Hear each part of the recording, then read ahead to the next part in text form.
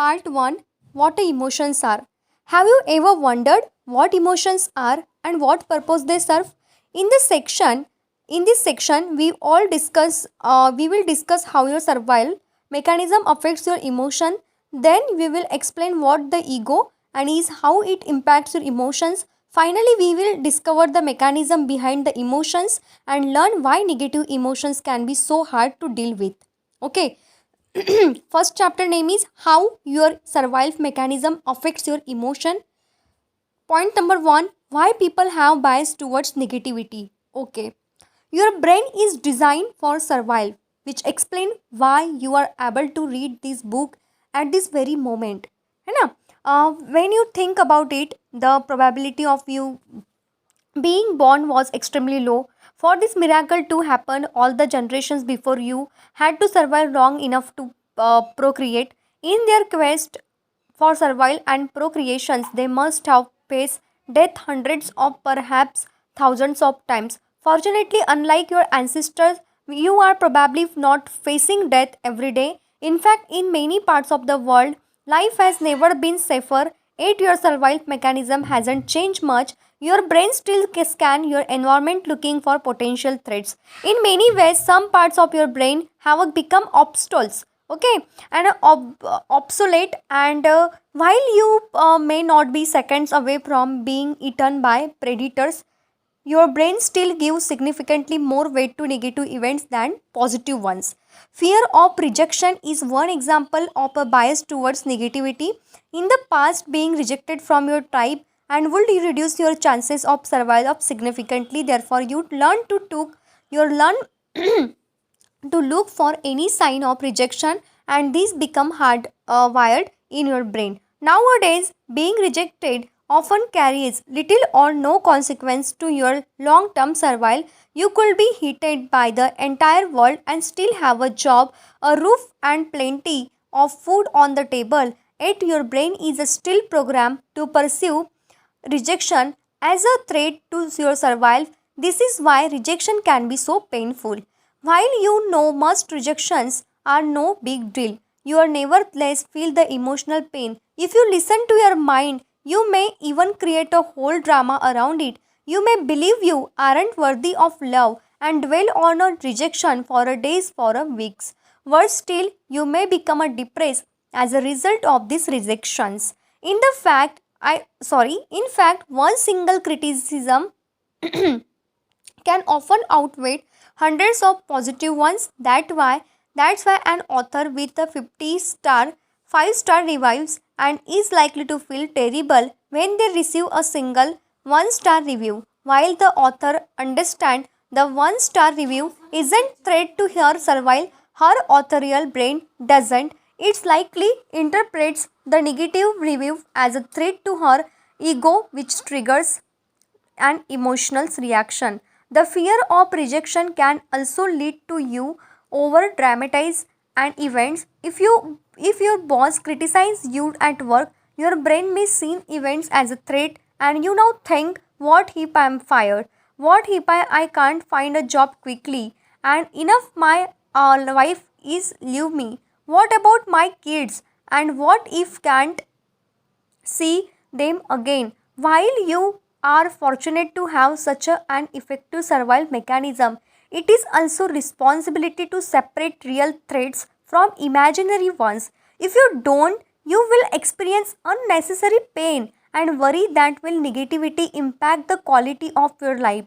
To overcome these bias and towards negativity, you must reprogram our mind. One of human beings' greatest power is your ability to use our thoughts to shape our reality and interpret events in a more empowering way. This book will teach you how to do this. Action step. Complete the corresponding exercise in the workbook. Section 1, What emotions are. First, bias towards negativity. Why your brain's job isn't it to make you happy. Your brain primary job is not to make you happy but to ensure your survival. Thus, if you want to be happy, you must take a control of your emotions rather than hoping you will be happy because it's your natural state. In the following section, we all discuss what happiness is, now it works, how dopamine can mess with your happiness. Dopamine's What is dopamine? Actually, dopamine is a neurotransmitter which, among other functions, plays a major role in rewarding certain behaviors. When dopamine is released into specific areas of your brain, the pleasure contains sorry, the pleasure centers, you get a high. This is what happens during exercise, when you gamble, have a sex, and eat great fruit.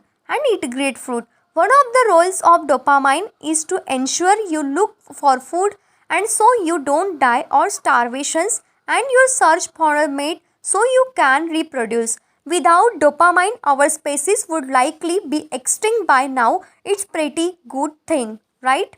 Well, yes and no. It's today's word. This reward system is in many cases obstacle, but while in the past dopamine was linked to our survival instinct, the release of dopamine can now be generated artificially. A great example of this effect is social media, which uses the psychology to suck as much time possible out of your life. Have you noticed all these notifications that pop up constantly? They are used to trigger a release of dopamine, so you stay connected, and the longer you stay connected and the more money services make. Watching pornography and gambling also leads to release of dopamine, which can make these activities highly addictive. Fortunately, we don't need to act each time our brain releases dopamine. For instance, we don't need to constantly check our Facebook and news feeds just because it gives to pleasurable shoot of dopamine. Today's society is selling a version of happiness that can make us unhappy. We have become addicted to dopamine largely because of marketers who have found effective ways to explore our brains. We receive multiple shoots of dopamine throughout the day and we love it. But it is that same thing is as happiness. Worse that Worse than that, dopamine can create it. Real addictions with the severe consequences on our health. This research conducted at Tulane University showed that when gives permission to self-stimulate their pleasure center, participants did it an average of 40 times per minute. They choose the stimulations of their pleasure center over food, even refusing to eat when hungry. Korean Lee Seop is an extreme case of this syndrome. In 2005, Mr. Seop died after playing a video game for 58 hours straight with very little food or water and no sleep. The subsequent investigations concluded the cause of death was heart failure induced by exhaustion and dehydration. He was only 28 years old. To take control of your emotions, it is essential you understand the role of dopamine plays and how it affects your happiness. Are you addicted to your phone? Are you glued to your TV? Or maybe you spend too much time with playing video games? Most of us addicted to something. For some people it's obvious, but for others it's more subtle. But for instance, you could be addicted to thinking. To better control your emotions, it is important to shed the light on your addictions as they can rob you of your happiness. The one day I will meet. Do you believe that one day you will achieve your dream and finally be happy? This is unlikely to happen. You may, and I hope you will, achieve your dream, but you won't live happily ever after. This is just another trick your mind plays on you. Your mind quickly acclimates to your new situations, which is probably the result of evolutions and our needs to adapt continually in order to survive and reproduce. This is also probably why the new car, house, and you want to will only make you happy or file. Once the initial excitement wears off, you will move on to crave the next exciting thing. This phenomenon is known as hedonic adaptations. How hedonic adaptations works? Let me share an interesting study that will likely change the way you see happiness. This study, which was the conducted on a lottery winners and paraplegics, was extremely eye-opening for me. Conducted in 1978, The investigation evaluated how winning the lottery and becoming the paraplegic influence happiness. The study found the 1 year after event, both groups were just as happy as they are beforehand. As just happy and unhappy, you can find more about it watching Dan Glibler's TED Talk, The Surprising Science Happiness here.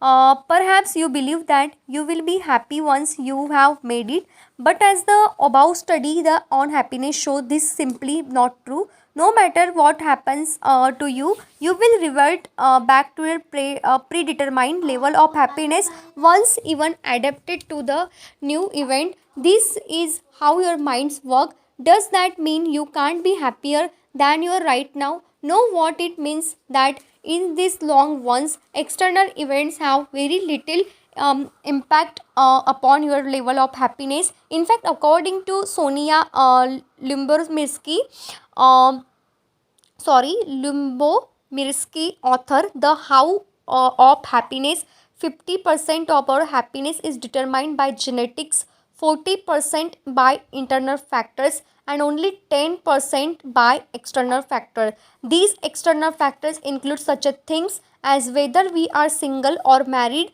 rich or poor, and similar social influences. These suggested only 10% of our happinesses is linked to external factors, which is probably way less than you thought. And the bottom line is this: your attitude towards life influence happiness, not what happens you.